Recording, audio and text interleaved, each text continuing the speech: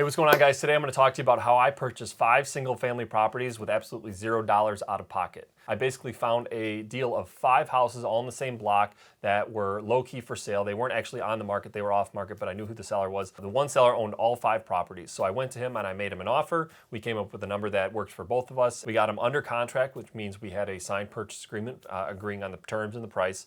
And from there, I wanted to figure out what my options were for financing. I didn't really have all the cash to put down and buy him cash, so I had to figure out my options for financing. So I actually went to a commercial lender friend of mine. We talked about the different options that I had to purchase the property, and he basically told me, well, you need to be able to put 25% down. We'll package all the 5 properties up as one deal. We'll do one loan on all 5 properties, but you need to be able to come up with 25% down. From there, I started doing the math on how much that was going to be, and I really didn't want to drain all of my money to be able to purchase these 5 properties. So I asked him if there were any other options. He said, well, do you own any other properties?